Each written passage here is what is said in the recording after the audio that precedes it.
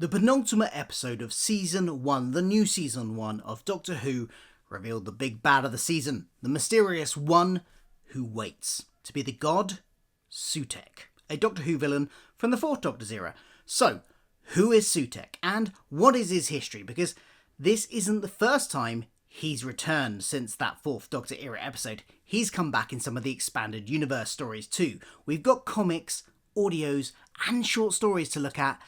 So let's dive in, shall we? I bring Sutekh's gift of death. Sutekh is an Osiran, a race of extremely powerful, godlike creatures who are worshipped by many civilizations across the universe, including ancient Egyptians on Earth. Now, it is possible that Sutekh even exceeded the powers of the rest of his race, however, having made a deal in the Dark Times with a race called the Kotturuh, who had been travelling the universe, removing immortality from all races and determining a race's lifespan. It is said in a Doctor Who annual short story, which takes the form of a newspaper article written by River Song, that it is they who bestowed Sutekh's particular powers that he uses in his quest to turn all life in the galaxy to dust. The rest of the Osirans plan to stop Sutekh, and the charge is led by Horus, a struggle you can read about in a short story within the Myths and Legends collection. They capture him and imprison him using the Eye of Horus in a burial chamber in Egypt. An Osiran pyramid on Mars relays a beam to paralyse him and stop him using his psychic abilities, and here he remained trapped for 7,000 years. According to the Big Finish audio The War Master Series 10 story, The Sublime Port, the Osirans were later wiped out by an entity known to the Time Lords as the Regulator, but known to Torchwood as Billis Manger. Although various Osirans do appear in other expanded media stories, so it's a little unclear when this happens, perhaps just before the Time War. In 1911, we get the events of the TV story The Pyramids of Mars, with Sutekh's chamber being discovered by Marcus Scarman, who Sutekh psychically controls and sets off on a mission to build a rocket that would destroy the pyramid on Mars that was keeping him paralysed. He was assisted by Sutekh's service robots that looked rather like ancient Egyptian mummies. When the plan is thwarted by the 4th Doctor and Sarah Jane Smith, Sutekh then has Marcus take the Doctor's TARDIS, flown by a mind-controlled Doctor, to Mars to destroy the Eye of Horus directly. He succeeds, but the Doctor extends a time corridor Sutekh was using and causes what he thinks is Sutekh to age to death. However, it appears to have been an inaccurate assumption. Instead, Sutekh managed to step sideways into the void, and only his physical body was destroyed. In one account, prior to this, and detailed in the 10th Doctor comics, he also implanted a part of his consciousness in his son Anubis, who during the events of the comic Old Girl was fully taken over by this shard of consciousness and set about a plan to free Sutekh and re-merge with him. While in the void, Sutekh also strikes deals with other horrors of the universe banished there, some of which he immediately betrays and kills upon getting free. He encounters the 10th Doctor, who convinces the other gods freed with him that he cannot be trusted. After all, he's just killed a couple of them. Eventually, a film actress, Dorothy Bell, who had merged with a device called the Hand of Sutekh, uses her abilities from this to embrace Sutekh and drag them both into the void. In the Big Finish box set, The New Adventures of Bernice Summerfield Series 2, the Doctor, in his 7th incarnation, along with Ace, arrive at Sutekh's tomb in 1941, where they find a second Eye of Horus.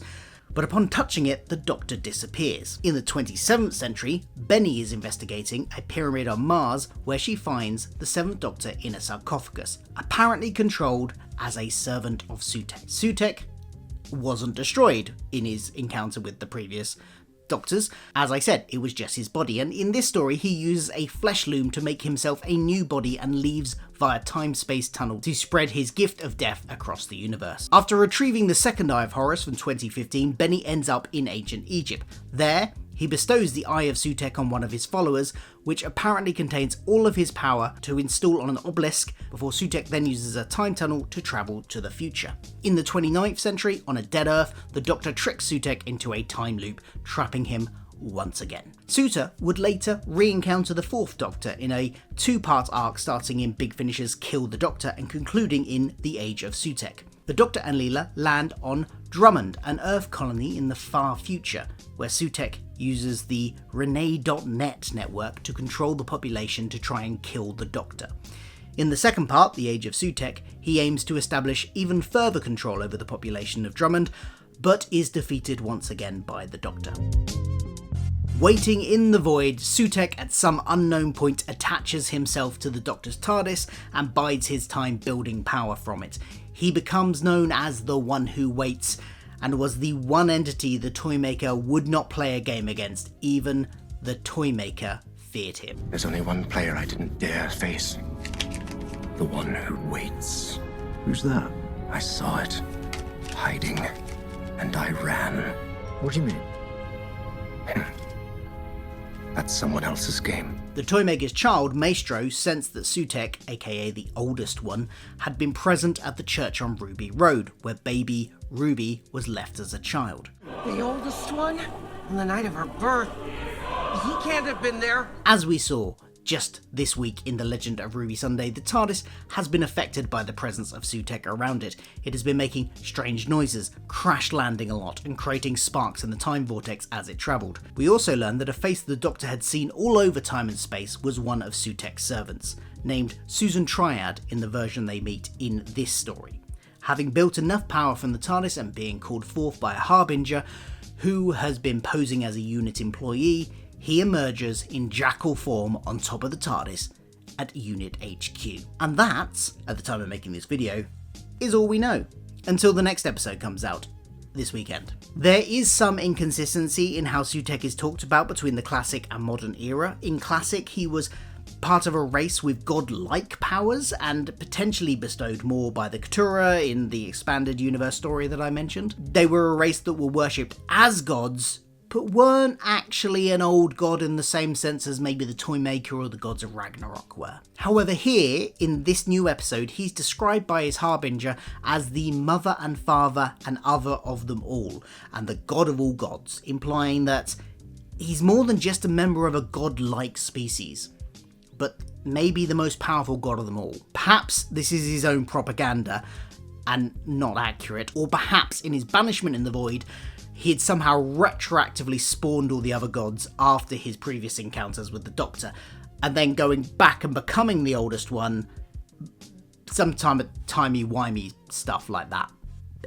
It's a possibility. We have to headcanon this stuff if they don't provide us with an explanation. Whatever his true nature, one thing is certain: his plan is to bring his gift of death to all humanity and all of the universe. If you've enjoyed this explainer video, please like, subscribe, share it around, and all that jazz. And check out this video about the mysterious extra face the Doctor had that showed up in the episode Rogue.